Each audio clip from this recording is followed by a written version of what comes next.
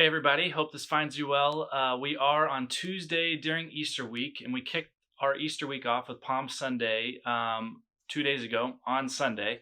And we introduced this idea of worth it, right? This concept and this theme that we're carrying throughout the week, asking this question, thinking through, is it worth it? The one question additional to that I've challenged you guys this week on Sunday was the question of what are we allowing to reign and rule over our lives?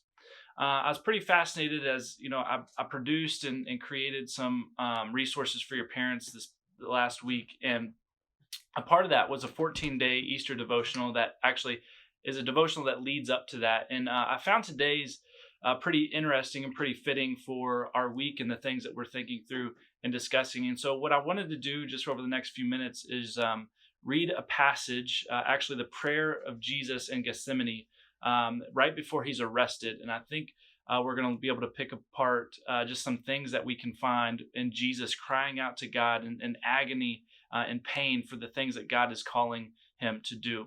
And it really kind of furthers that question of what are we allowing to reign and rule our lives. And so let's read together in Matthew chapter 26.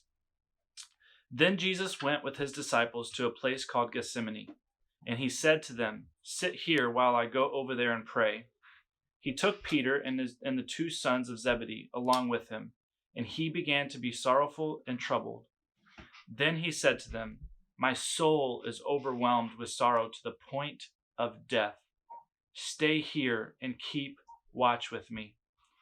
Going a little further, he fell to his face to the ground and prayed, "My Father, if it is possible, may this cup be taken from me.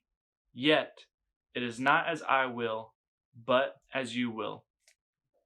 Then he returned to his disciples and found them sleeping. "Couldn't you men keep watch with me for 1 hour?" he asked Peter. "Watch and pray so that you will not fall into temptation. The spirit is willing, but the flesh is weak." He went away a second time and prayed, "My Father, if it is not possible for this cup to be taken away unless I drink it, may your will be done." When he came back, he again found them sleeping because their eyes were heavy. So he left them and went away once more and prayed the third time, saying the same thing. Then he returned to the disciples and said to them, "Are you still sleeping and resting? Look, the hour has come, and the Son of Man is delivered into the hands of sinners. Rise, let us go. Here comes my betrayer." I've been so fascinated by this story today, thinking through this prayer. 3 different times Jesus is praying here.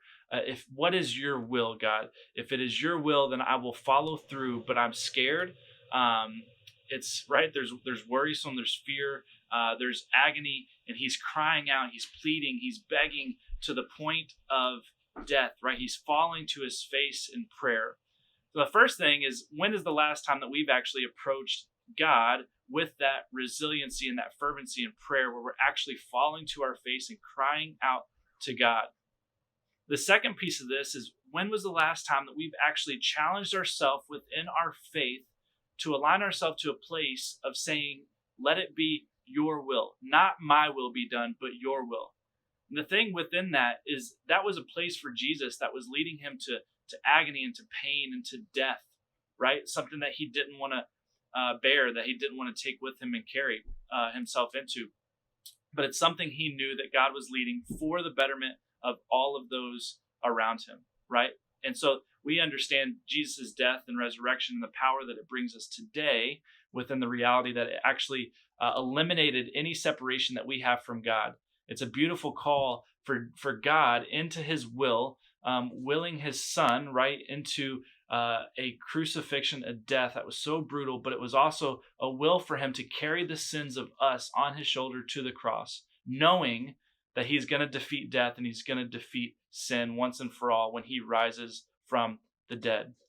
But that doesn't mean that Jesus doesn't have to embrace and he doesn't have to step into this agony, right? And I think that's such a bold call for us in our faith, is to actually think through what are the ways in which we are being challenged to step into this uncomfortable zone, this thing that's challenging us and pulling us into the unknown of where God may be leading us. And at times crying out to him saying, if it is not my will, let it be your will. That's a scary prayer because we don't know where God may be leading us and God may be calling us. But I think it's so strong in how we understand. I think it's even more powerful when we understand that Jesus, even Jesus, questioned God's will for his life, right? He was questioning that, like, if there's any possible way that we could actually do something else, or if there's another will for us to accomplish what your end goal is for humanity, then let it be that. But if not, then I will follow through and I will be a faithful servant. How many times do we ask that question day in and day out? What can I do, God? What am I doing? I think that's so interesting within our call this week and that challenge of what are we allowing to reign and rule over our lives? I've always believed that God's will for our life is to actually be in relationship with him. God's will for Jesus' life was to sacrifice himself so that we may be in relationship with him. And so what an amazing challenge again for Jesus to step into that. But what an amazing challenge it is for us as we are challenging, asking the questions, what are the ways in which we can bolden, we can strengthen, and we can continue to develop and become more intimate within our relationship with God, even if it means that he's going to challenge us and bring us out of our comfort zone.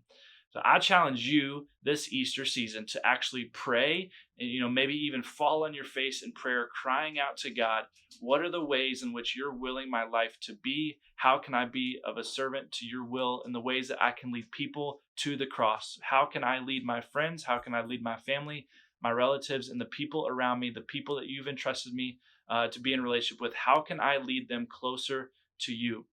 And I think if we ask that question, we're going to get an answer, and it may call us into being uncomfortable, but I think we'd be surprised in how God can use us when we're willing to step bold into our faith, and we can just challenge ourselves to step into the ways that he is willing us to live.